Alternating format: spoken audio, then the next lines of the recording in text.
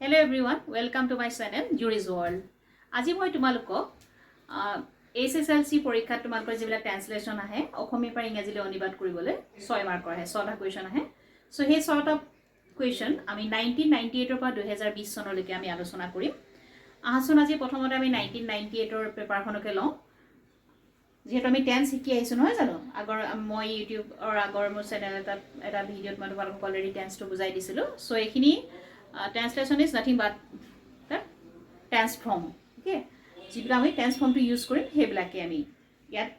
পাম আহাচোন চাও কেনেকৈ হয় 1998 ত আহিছিলে তোমাৰ দেউতাৰা কালি আমাৰ গাঁৱলৈ আহিছিল কালি আহিছিল সো অতীতত হৈ গল সো এটা past tense আছে জানা জানো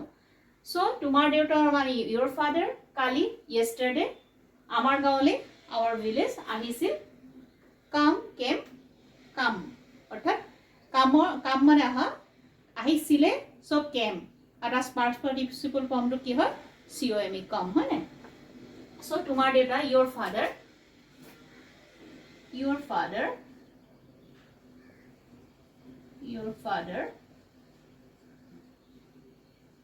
কালি আমাৰ গাঁৱলৈ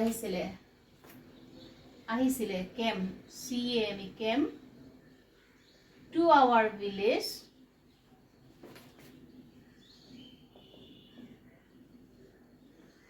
yesterday যোৱাকালি তোমাৰ দেউতা আমাৰ গাঁৱলৈ আহিছিলে তেখেত এইখন গাঁৱত জন্মগ্ৰহণ কৰিছিলে তেখেত ক'ত জন্মগ্ৰহণ কৰিছে এইখন গাঁৱত কৰিছিল সো ইউ past tense হ'ব হয় না সো জন্মগ্ৰহণ মানে born হয় না he যেটো past tense আছে he was born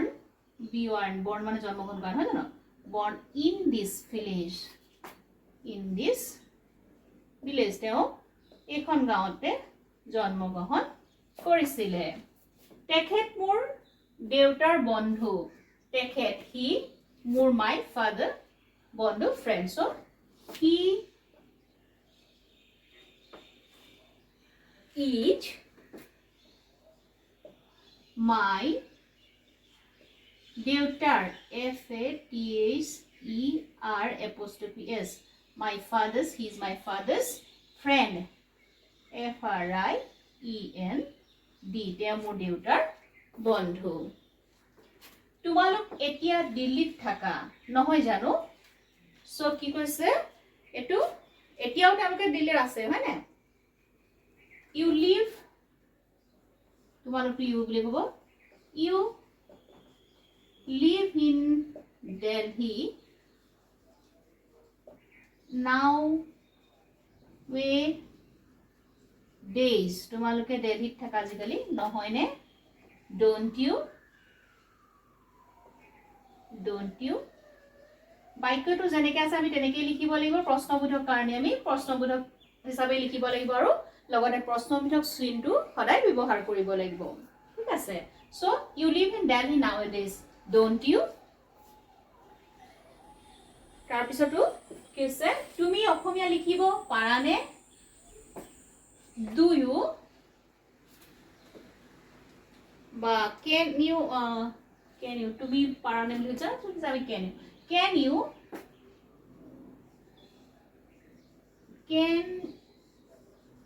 you write তুমি লিখিব পাৰানে কি লিখিব পাৰানে assamese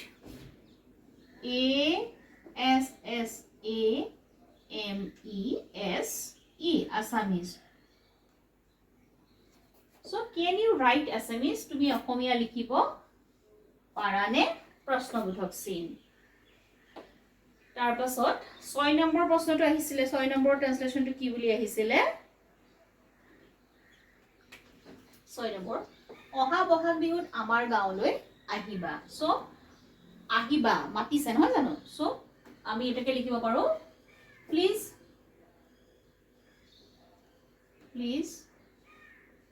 come to our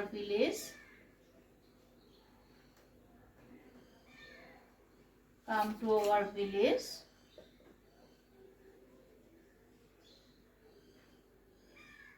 and the next Bohag Bihu Bohag Bihu so কি কৈছে অহাগ বহাগ বিহুত আমাৰ ঘৰলৈ আহিবা so please come to our village during the next আমি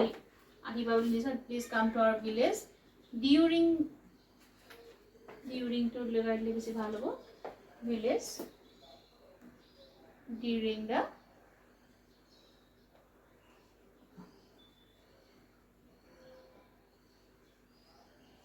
the next Bohag Bihu. So please come to our village during the next Bohag Bihu. ঠিক আছে আমাৰ গাঁৱত বিহু মঞ্চত পতা নহয় in our village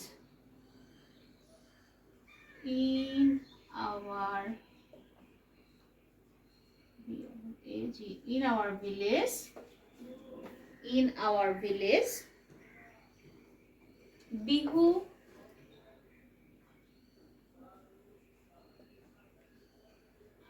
is not held in stage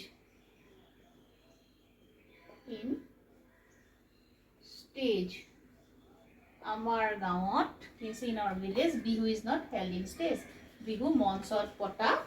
নহয়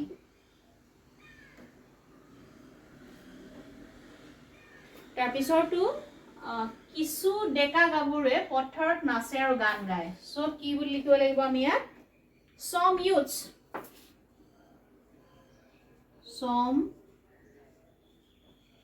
youths কিছুমান ডেকা গাভৰুৱে কি কৰিছে sing and dance নাচে আৰু গায় sings and dance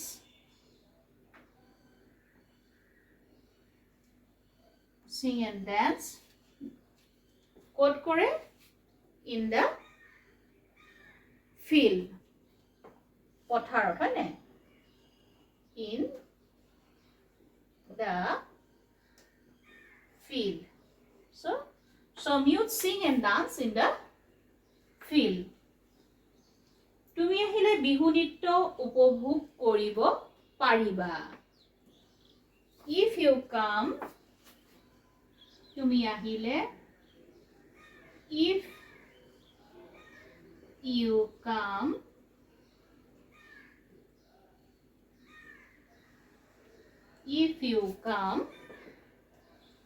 you will be able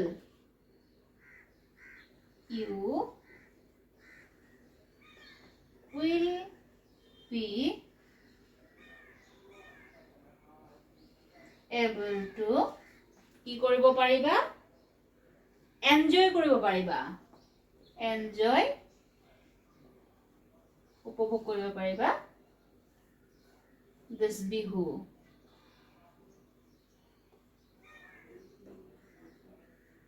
so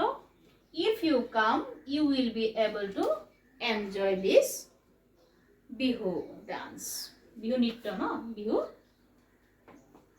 nitya বুলি কৈছে bihu dance so if you come you will be able to enjoy this bihu dance okay তোমাক লগ পালে মই বৰ আনন্দিত হম এটা কি হ'ব I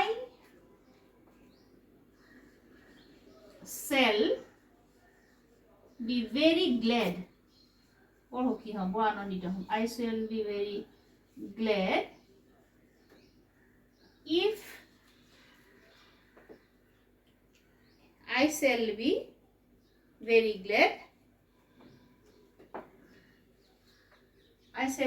glad তোমাক লগ পালে মই বৰ আনন্দিত I shall be very glad to meet you I shall be very glad to meet you মই তোমাক লগ পালে বহুত আনন্দিত হম সো এই 10টা প্ৰশ্ন তোমালোকৰ আহিছিলে 1998 ত এতিয়া আমি চাওকচোন 1999 ত কি 10টা প্ৰশ্ন আহিছিলে ট্ৰান্সলেচন আহিছিলে এই 10টাৰ আমি 6টা কৰিব লাগিব আৰু এটা 1 মাৰ্ক থাকিব অৰ্থাৎ আমি মাৰ্ক ডিস্ট্ৰিবিউশন ফালৰ পৰা এবাৰ গম পাইছোঁ যে ট্ৰান্সলেশ্যনত 6 মাৰ্ক থাকিব বা সাবষ্টেন্স ৰাইটিঙত নহয় জানো যদি আমি ট্ৰান্সলেশ্যন কৰোঁ আমি 6টা কৰিব লাগিব হয়তো 6টাও দিব পাৰে বাক্য 7টাও দিব পাৰে তাৰ পৰা আমি হয়তো সিলেক্ট কৰি 6টা কৰিবলগীয়া হ'ব পাৰে বা 8টাও দিব পাৰে তাৰ পৰা আমি 6টা সিলেক্ট কৰিবলগীয়া হ'ব বাক্য সিলেক্ট কৰি আমি ট্ৰান্সলেশ্যন কৰিব লাগিব সো আমি চাওঁ হাজৰ পিছত 1999ত কি আহিছিলে তোমাৰ চিঠিখন কালি পালো সো কালি পালো মানে পাষ্ট টেন্সত হৈ গ'ল হয় নে so yesterday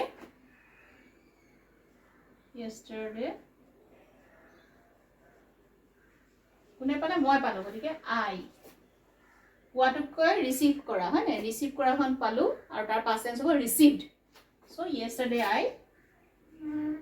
RECEIVED yesterday I received তোমাৰ letter your letter so তোমাৰ চিঠিখন কালি পালো yesterday I received your letter এই মাত্ৰ তোমালৈ এখন চিঠি লিখিছো মানে কামটো হে মুহূৰ্তত কৰি আছে সো ই প্ৰেজেন্ট পাৰফেক্ট টেন্সত হ'ব সো কি হ'ব প্ৰেজেন্ট পাৰফেক্ট টেন্সত হলে I have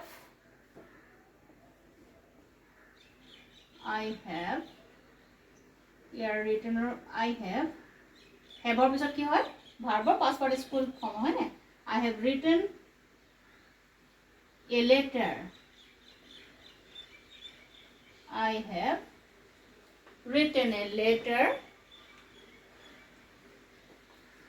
to কালৈ to you তোমালৈ মই এখন চিঠি লিখি আছো কেতিয়া এই মাত্ৰ just now যেতিয়া কোনো এটা বাক্য just now থাকে আমি বুজিব লাগিব এটো কি পারফেক্ট টেন্স হয় না so I have written a letter to you just now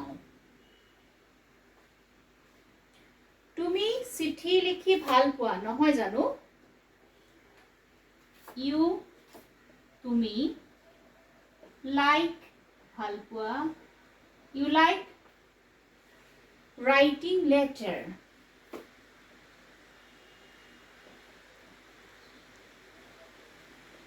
you like writing letter তুমি চিঠি লিখি ভাল পোৱা নহয় নেকি don't you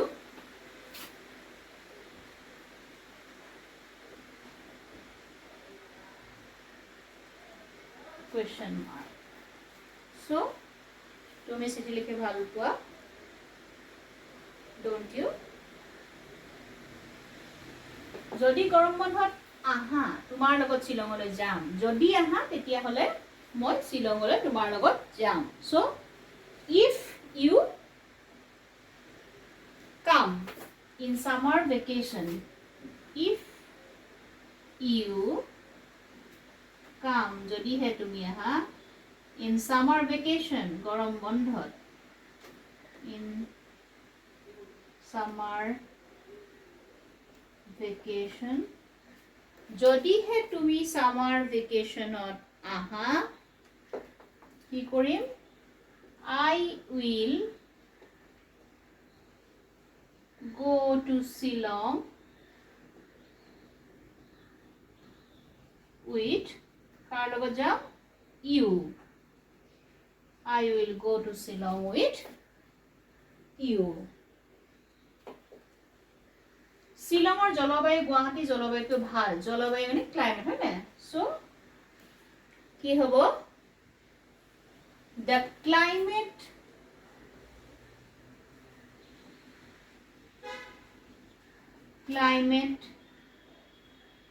of Shillong is better than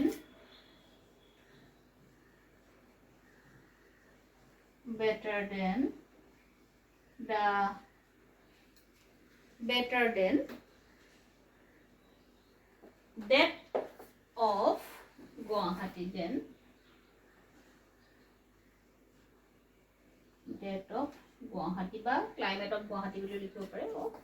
Guwahati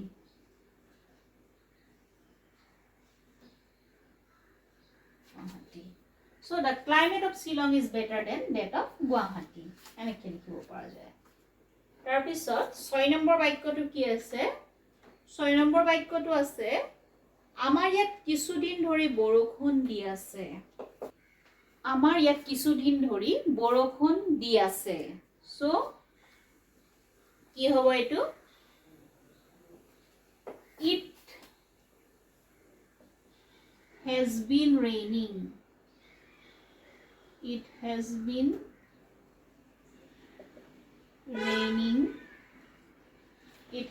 raining কি হৈছে কিছুদিন ধৰি বৰষুণ দি আছে ক'ত ইয়াত here for some কিছুদিন ধৰি some days it has been raining here for some days 8 number বৰষুণ শস্যৰ কাৰণে ভাল কিছে কি হ'ব বৰষুণ rain শস্য crop কাৰণে ভাল good না সো কেনেকৈ কৰিম এটো ভাল মে এদিন ভালে এটা সিম্পল প্ৰেজেন্ট টেন্স আছে হয়নে যে কি আছে the rain is good for the crops the rain is good ভাল for the crops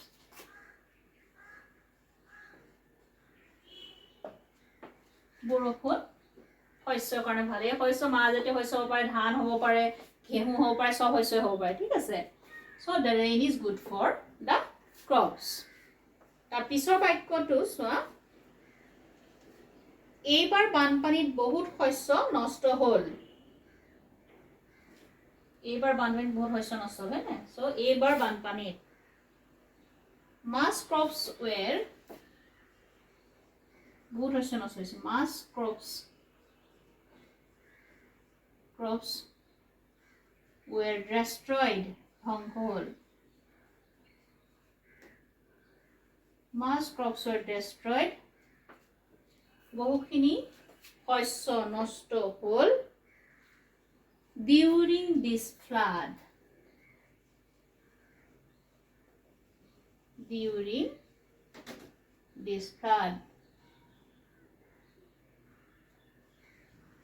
এই ফ্লাডত বা এই বানপানীত বহুখিনি শস্য নষ্ট হ'ল তুমি সাঁতুৰিব জানানে do you know জানানে